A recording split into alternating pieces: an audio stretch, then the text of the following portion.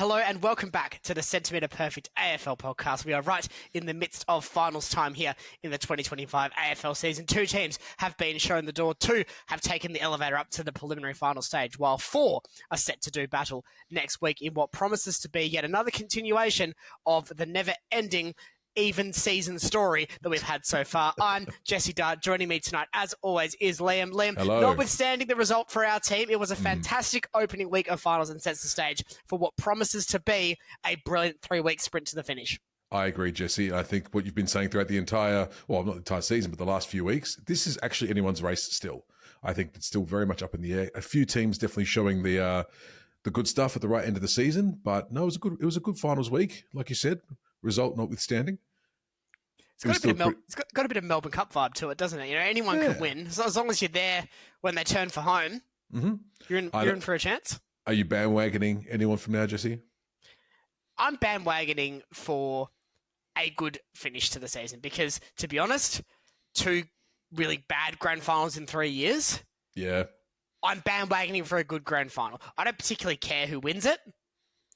Like, you know, I think all 6 clubs now have a genuine claim to deserve a premiership. So it's not like it'd be nice for, your Adelaide to win or Gold Coast to do a fairy tale or Hawthorn to go all the way from Adelaide. There's different subplots for each, but that's the thing. There's a subplot for each team. Yeah. Collingwood's Vets rewinding the clock.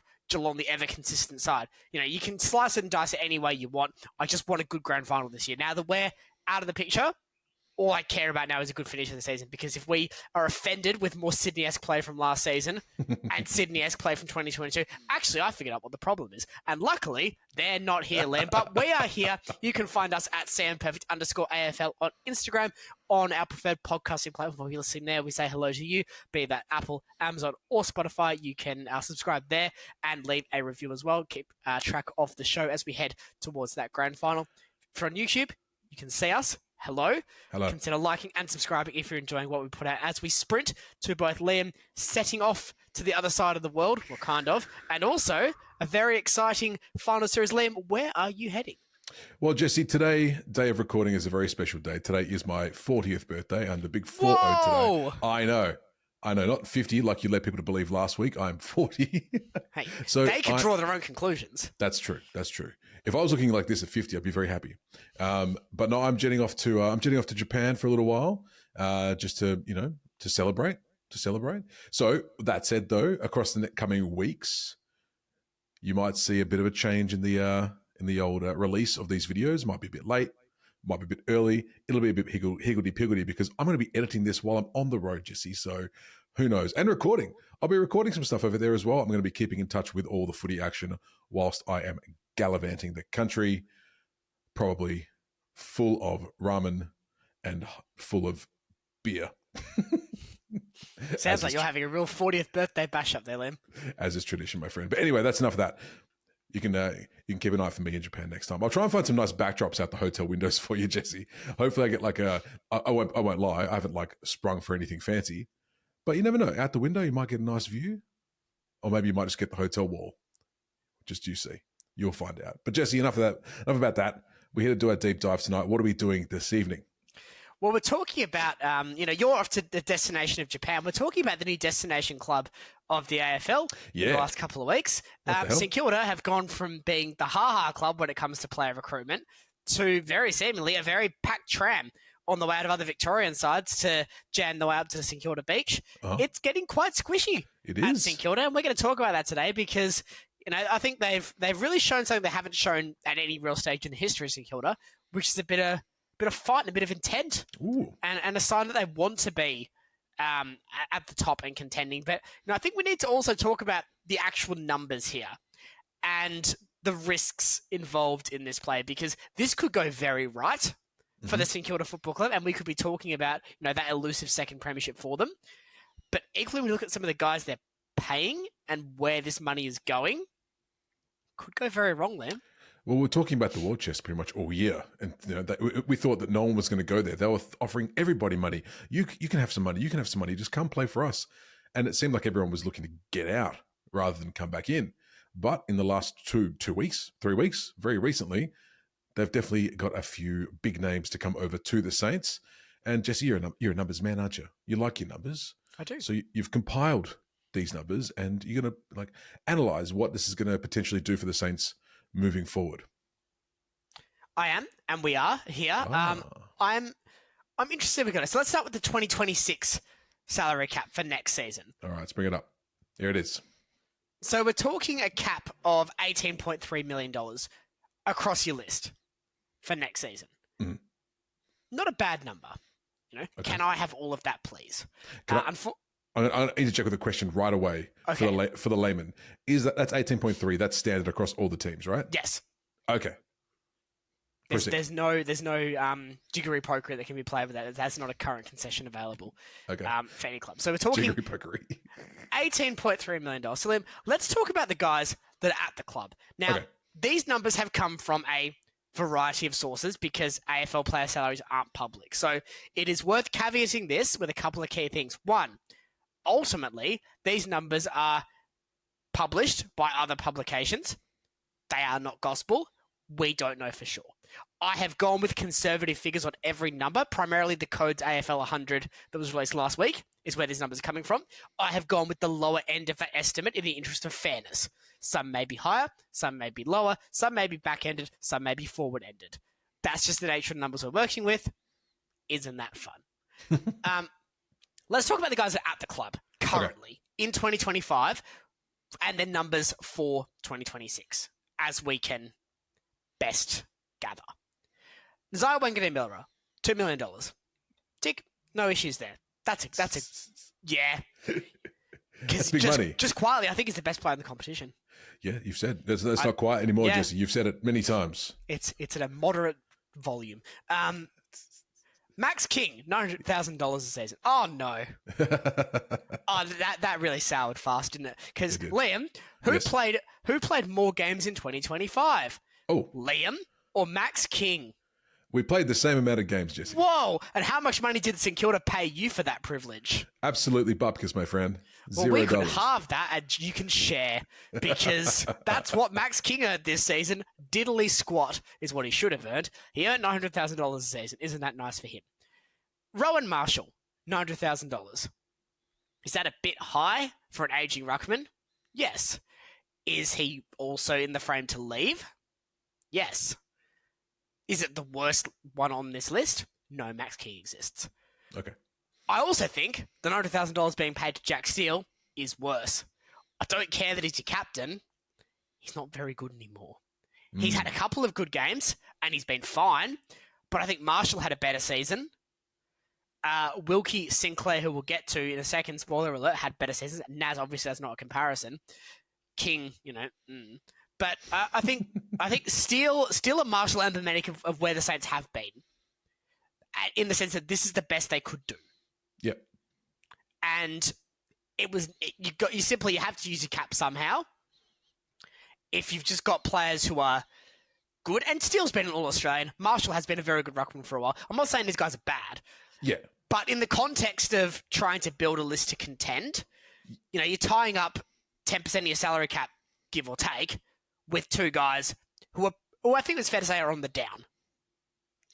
So just to be clear on that as well, like these guys were offered these deals obviously years ago. At the time, were they worth it, Jesse? Do you think? And they've just kind of petered off, or do you reckon they went too hard too soon? Well, I think it's two things can be true, Liam, because like I said, they don't have to give the money out, but they're going to have to use some of their cap. Mm-hmm. And if Rowan Marshall's manager or Jack Steele's manager comes to say and says, "Well, look, Geelong are going to pay Jack $700,000, and we're talking 3 years ago here. We can do $9 million. We've got the money. We'd rather just keep him." Sure. So it's a case of St Kilda being that small Victorian club. They have to pay a premium for players, whether phenomenal like Naz, very good in the case of Steele or Marshall, and potentially some not so good players as well. Further down the list, or other vets, like they got stuff with Dan Hanbury. Brad Hill was on $900K a season for 4 years. That's a bad contract. Mm-hmm. It's a case of two things can be tried. I don't be too critical of those specific decisions. But the issue now is, well, how do we negotiate our new destination club status while reconciling these salaries? Fair. Okay. Cal Wilkie, Andrew Kay, probably underpaid. Okay. When you're talking some of the numbers we're talking about now and the value Wilkie has to St Kilda, he would be, I would say, the second most valuable player on their list at the moment. So ignore whoever's coming on that when we talk about in a few minutes about 2026 and so on. In terms of 2025, obviously Naz, I would say Wilkie is a distant second, but he's also got a healthy gap to third. Jack Sinclair, Andrew Kay a year. That's not the worst I've seen. I think Sinclair had a good season, but again, he's not a spring chicken either. Yeah. So we're talking about a couple of guys who are in their prime earning years on one hand. But now we're going to get into a bit of a crunch. We talk about the new guys Liam coming. Before we do that, though, what's your impression of those 6 names we've gone through and their contract status heading into 2026? Well, pardon me. I think the Naz thing was a given, right? They had to kind of throw that out. We all know what he's worth. He's fantastic. I mean, you are definitely the guy who knows the ins and outs of these contracts, right? I can look at this and be like, that sounds really good. But I will be honest with you, Jesse. This is not my strongest point when it comes to the footy. I don't know the ins and outs. You're the minutiae man. But Jack Steele, go. I'll say, if you're a fan of St Kilda, yes, would you be happy that these 6 guys are taking up 35% of your cap? No, I probably wouldn't be. Okay. I probably wouldn't be. No, because is that because of Max King? It's because of Max King, yeah, basically.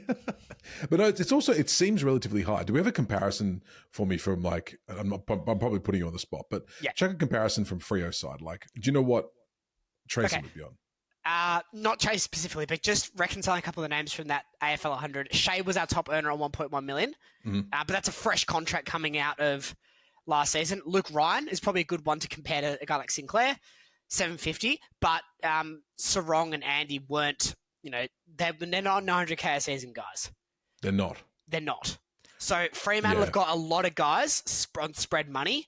There are a couple of high earners. Jackson Darcy is probably a high earner for what he outputs, but St Kilda definitely are more present in that AFL 100 as things currently stand than Fremantle. On that comparison alone, Jesse, no, I would not be happy with this list. Well, for context, and I guess probably a better comparison for a guy like Jack Steele is Nick Dacos, who's on 1.1 million. Okay. Like top 2, top 3 player in the comp. Yep. Jack Steele. Yeah, fair. So it's just a case of it's just right place, right time for these guys. They were just like, Well, and also Steele, I think I'll have to fact check this, and it's a bit late because this is being recorded. But I'm pretty sure Steele's contract was signed either off an All Australian season or within 12 months of that All Australian season previously. I mean, so he cashed in. That's when you want to have your All Australian season, surely. When you're about to sign a new contract. Oh, look at me go. Right place, right time. See, also Nazar Wanganeen Miller. Yeah, no kidding. No kidding at all. Well, hopefully he keeps it going next year because obviously he has that potential. Yeah, and that is so important.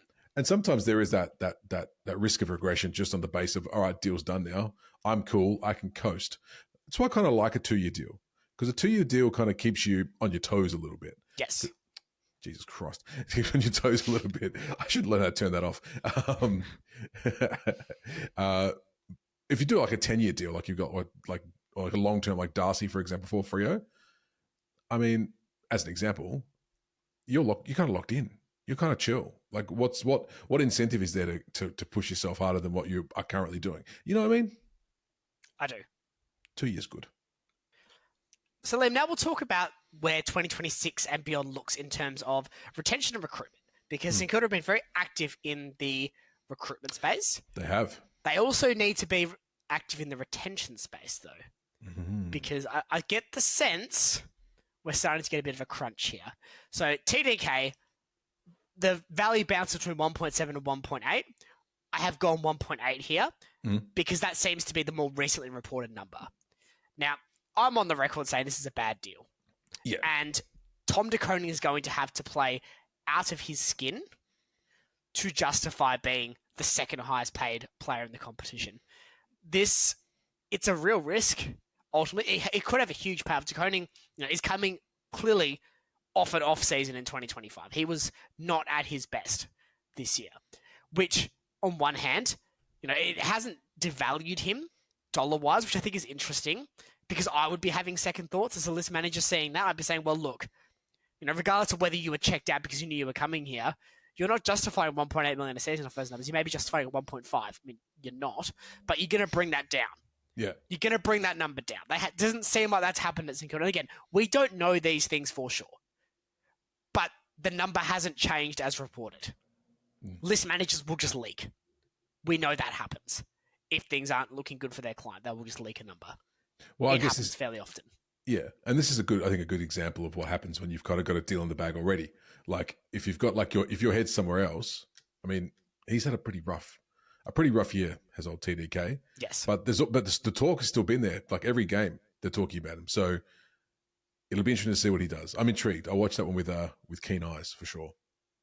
Carlton team and Jack Silvani, 800K is the offer being tabled. Now, the thing that really interests me about this is Jack Silvani is I would say a good player. Sure. He has injury concerns. He's 28.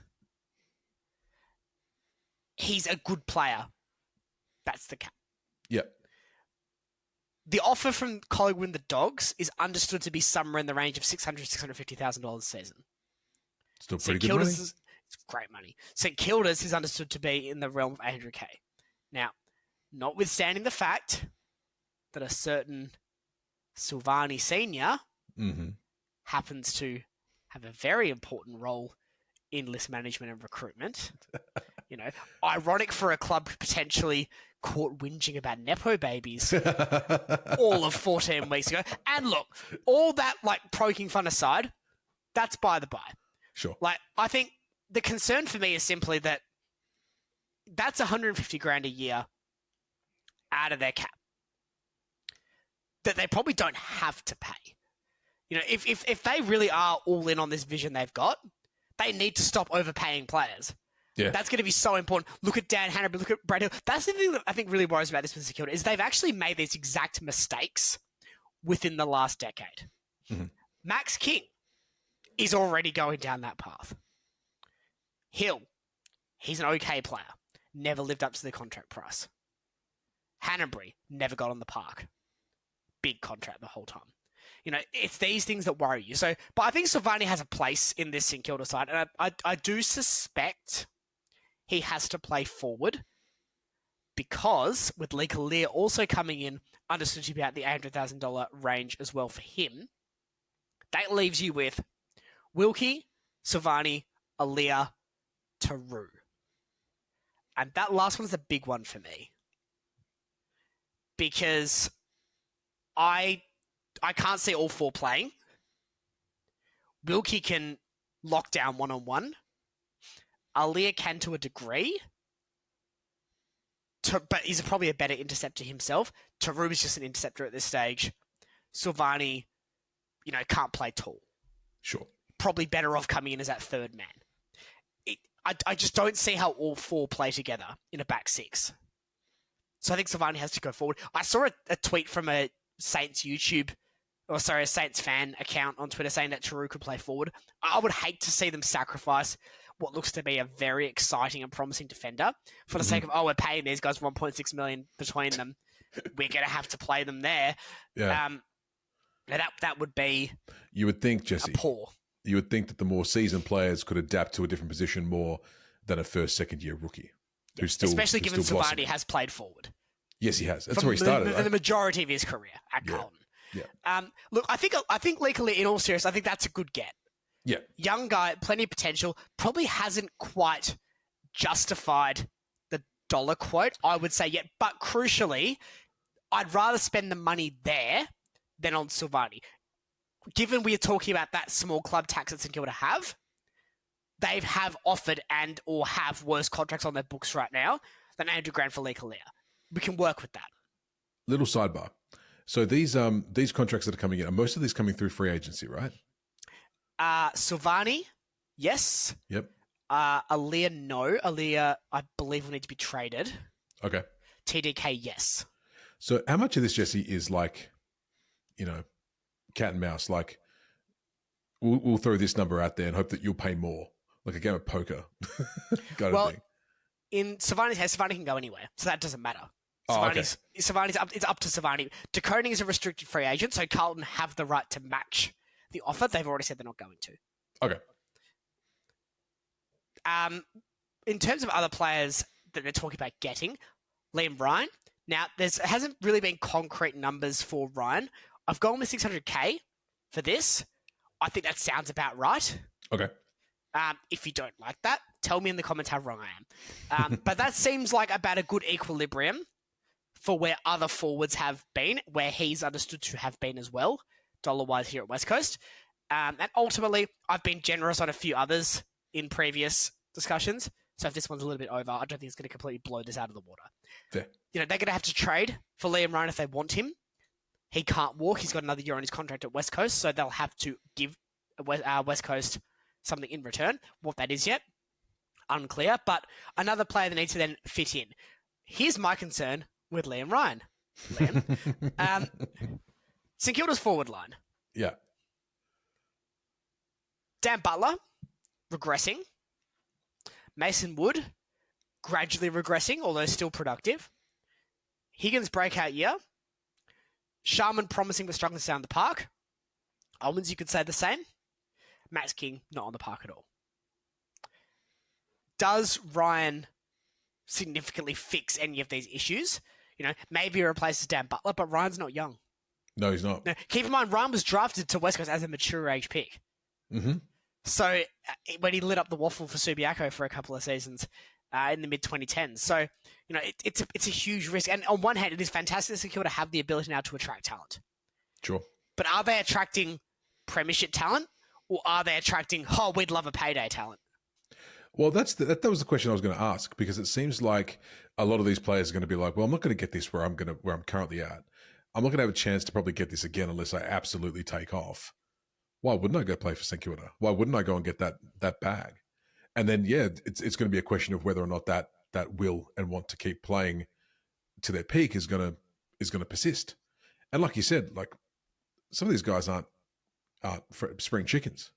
No. Like how many extra years are going to get out of them before they actually starting to regress? Not even until they retire, but just start to regress. I'd say Liam Ryan's probably not too far off already. So if you're going to chuck, around about the same as what you're paying a good, or could pay a good young, a rising star, risky business. I see where your concerns are now, Jesse. Well, talking of rising star, it's seeming more and more likely, SEN reporting as recently as Saturday night, Sunday morning, Liam, that Marcus Winhager will leave to Melbourne. As a result, in part, of this contract crunch. Now, he's on this list. We've gone 700. It's understood Melbourne's offer St Kilda's offer is somewhere around 800. But, given we put Ryan at 6, we're trying to find a nice balance of everyone here to be broadly correct in terms of the overall number, noting we don't know the exact dollar figure for any of these players. Yeah, so and you've put Winhager in the future as well, because obviously he's not signed, right? Yes. So he's a free agent. He can do what he wants. Now, this is interesting because and I would actually love to hear from St Kilda fans on this. Okay. Because in my opinion, gaining Silvani and Ryan specifically would not outweigh the loss of losing Winhager. I've seen a lot of really odd criticism of Winhager, that he's not good enough, that he doesn't do this. I feel like I watched a different player with Marcus Winhager. Not only can he tag, he was frequently getting reliable second banana ball use around Wanganeen Millerer as the Robin to Naz's Batman. I think that's a pretty tough role to be in. And I can maybe see why that doesn't get him a claim. But if you think about Jack Steele, who had a better season? Really? Winhager for sure. There you go. So, to me, it just... Well, I'll ask you, Liam. If you were a hypothetical Saints fan, and take a dollar value to one side, ignore that. Gain Silvani and Liam Ryan, knowing you'll lose Marcus Winhager, would you do that? I wouldn't. Only because I think it's the Matt Johnson effect. Bring it back to a Freo analogy. People don't see his value, and that's probably the same for Winhager as well. He's been amongst their best for big parts of this season, and you're bringing it in for two players who are. I'm not too sure how old Winhager is. I'm guessing he's 20, 21, 22. He's not old. I can fact check that while you talk. Well, that's the kind of player you want to keep. Someone who's coming into their prime, where rather than take on two players who are on the tail end of that prime and leaving it, why would you not want to keep someone who's in the prime that you can mold into a superstar? And I feel like, and we're all jealous, we're all guilty of this, but we definitely jump on the bandwagon of not liking a specific player for whatever reason. But you pick and choose those, right? Matty Johnson, for us, I love him. I think he's fantastic. You like him as well. Gets a lot of hate from our fans. Windhager could be the same thing for the Saints. He's a young player. He's still learning. And if he's doing this kind of stuff now, just imagine where he can go. Silvani's... I completely agree. And Silvani's yes, he's a good player, but he's getting on there and he hasn't really been lighting it up. Like, what's his upside? Windhager has a much higher upside. Much higher upside for Windhager. What you're saying with this, Liam, and I don't know why it's taking me so long to get this fact. Windhager is 22. Okay, the AFL website just did not want to play ball with me there. Windhager is 22. The issue I have is this is clearly a win now push from St Kilda, which in isolation and as a concept isn't a bad thing. And there's nothing wrong with having a win now mentality. They've got Ross, they clearly think they've got the coach. They've got Naz, they clearly think they've got the star. The mindset seems to be from within St Kilda is we've just got to go for it. Now, that, again, is not inherently a bad thing in a silo. You know, you want your football club to want to win. That inherently is a good thing. But as you say, Liam, you know, when you're recruiting guys, and I don't want to keep bringing it back to this, but St Kilda are a small club. They can't compete on that stage in terms of the heritage and the reputation with your Carlton, your Collingwood, your Essendon. You know, they're not that. Richmond, throwing those, they're not that. So they have to compete with the dollar sign. The other problem with that is when you've been bad for 15 years, you know, they fell off a cliff in 2011 after missing out in 2010 in the grand final. There's been a lot more bad than good in that time. Coaching-wise, player personnel-wise, recruitment-wise, draft strategy-wise, there's been a lot of bad there. You know, with guys like Wanganimula, guys like Windhager, their academy players, your Mitch Owens, you know, they've done well with that. They've done a really good job now at building a good young group of players. They've gone really hard now on this recruitment drive for vets, who I would say all have separate issues. Alir is not in that conversation because he's a young player. Put him to one side. De Koning is in this conversation, though. De Koning had a bad year, and he's been given a Godfather offer that in no way could he refuse. I know. Silvani, for where he's at, and again, he's a good player, has been given a significantly bigger offer than other clubs to come and play for St Kilda. Ryan has made it clear that he wants to go to St Kilda. That doesn't happen because he rolled out of bed one morning and said, "Oh yeah, I've heard Moorabbin's great this time of year." You know, the dollars would be a factor in that. Yeah. We don't know the contract status of Jack McRae. You know, there's other big names at St Kilda. Brad Hill's there. Liam Henry wouldn't have gone over for free. No. So, you know, you're talking about a crunch now where, yes, every team needs veterans to look at Collingwood. But at what cost? Yeah. Should we talk about where this may go? Because this is 60% of the cap we've just talked about between the 6 current guys and then TDK, Silvani, Alir, Windhager, Ryan. That's going to be roughly 60% of the cap. So 12 guys, 60% of the cap. That's a big one-way push. Yeah. This is where things get interesting. So these are my essential moves. Because I'm putting on my list manager's hat, and this has to happen for St Kilda for me if this is going to succeed. All right. Steele's got to go. Get rid of Jack Steele at all costs. He needs to go. Even if you're paying half his salary to go away, you're paying almost 500 grand less. Yeah. That helps. That takes the weight off. You know, we just got to get on with it. Wilkie is already being touted as future captain. Make him current captain. Make him current captain. It's not on here. Wilkie needs to be kept at all costs as well. You cannot let him walk to the Dogs under any circumstances. Cannot happen. Tarubi on the rookie contract. I have loved every bit of football I've seen from Alex Taru so far in his debut season. Came in late, came in hard, came in like he wants to be a focal point of this St Kilda backline. Feed into that. Make sure he sticks around. Toby Chevalier showed bits as well. I don't think he's as essential based on what we've seen, but again, we've only seen one season. Yeah. So worth caveating with that. It's time to be ruthless with the vets. Mason Wood must go or must be given a reduced role. McRae, you know, he was good this season, but he's in this bracket because we're talking a couple of seasons worth now if we're talking win now. Win now is not 1 season. Win now is 3. So we're talking that bracket. Keep in mind, only 2 of those we're guaranteed to have Naz here.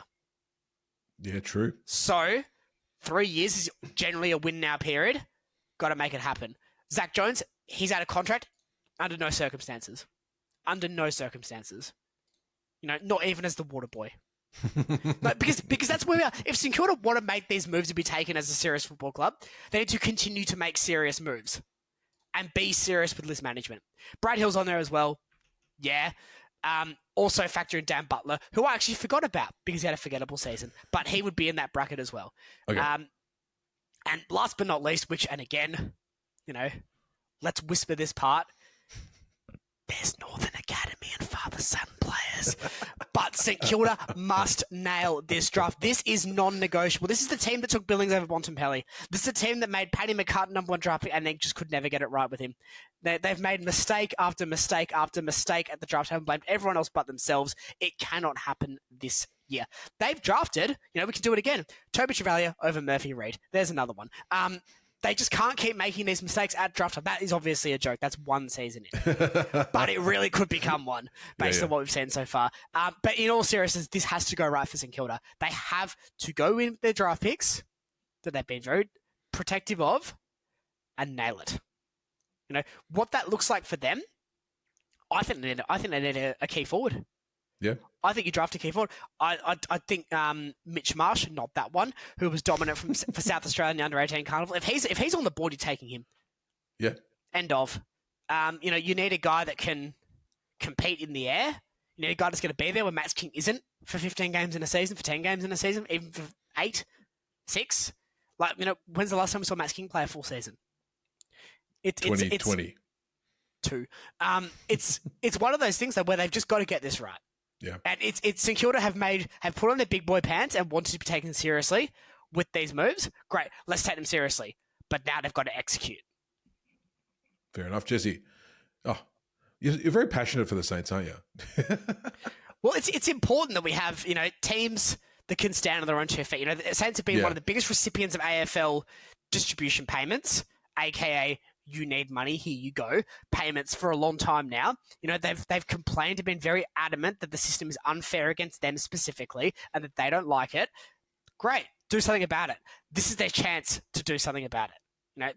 All the talk, and it's been incessant whinging for a while now. Let's see some action. I'll be interested to see how it goes next year, Jesse. Hopefully, for the good of the competition, it all works out okay. But look, if it doesn't, oh well, it's still the Saints, isn't it? Bless them. No, very good deep dive, Jesse. I enjoyed that. I learned a little bit of something as well. Hopefully you did at home. If like Jesse said, if you're a Saints fan, if you agree with his takes, if you don't, let him know down in the comments below. Thank you, Jesse, for that deep dive. Pleasure.